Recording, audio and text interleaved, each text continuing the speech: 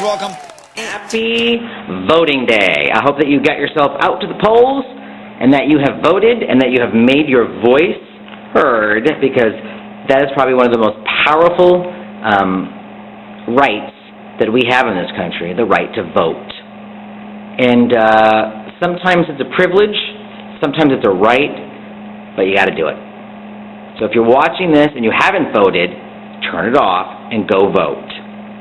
If you have already voted, enjoy the rest of the blog, and thank you for performing your civic duty and making your voice heard. No matter how you voted, you got out there and you voted. So that's all I'm going to say about voting. Let's see.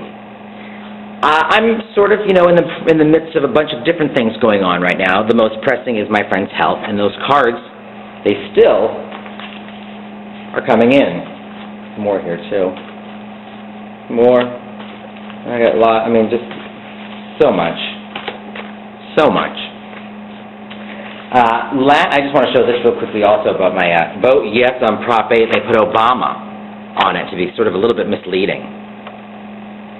Like he has said anything about Prop 8. Never once mentioned Prop 8. All right, how they got my name and address. Who cares? They spent their money sending me their garbage. That's going right into the... Who recognizes this sound?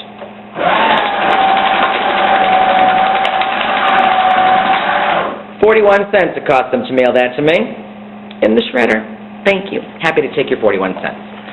All right. So a lot of you wrote me about my poetry yesterday, and that's all it was. Many times I've put poetry on the blog, and no one has ever commented about it, as if it's been invisible. Like you've read it, and then you didn't comment about it. Not even good, bad, indifferent, whatever. And I've always thought, wow, no one ever commented on it, so it couldn't be that stinky, or you would have said something, and it wasn't great, or you would have said something. It must have just been, just laid there. So I posted, because I was in a rush, just some of the new, well, not new, some things I post are old, some are new, who cares? But I just posted what just struck me as beautiful. I love, that is most favorite thing I've ever written.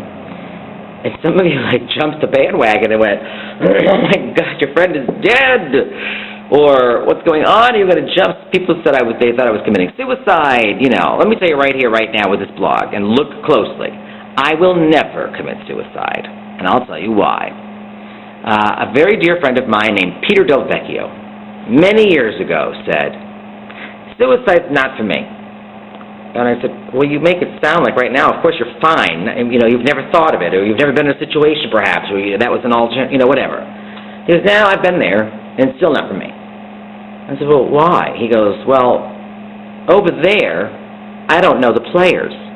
I don't know what I'm up against. It's an unknown.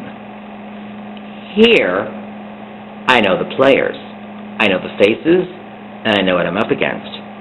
And I always pull through. All right, you're onto something there. So even in my darkest days, I never think about that. Because here I know the faces, I know the players, and I know what I'm up against, and guess what? I always pull through. And so will you right now if you're thinking of that. I hope this blog comes at just the right moment, as often things sent from above do. You know the players, you know the faces, and you know what you're up against, and you will always pull through. Over there, not so sure. What if they make you wear pink polyester on Thursdays? I'd rather stay here. Yeah. Other thing I want to talk about is a friend of mine wrote me and said, I'm going through a tough time right now. I'm depressed. I'm out of work. I could use some hugs and I could use some thoughts. So Blanche, if you could all just think Blanche. Happy thoughts, prayers, well wishes coming your way right now. I hope you feel them because they're sincere. And that helps me because when I'm in a state of,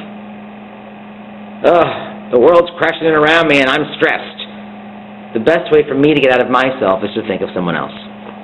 So there, I think of you right now, this moment, and I hope that I know that you will come through on the other side and that you too will pull through because you always have.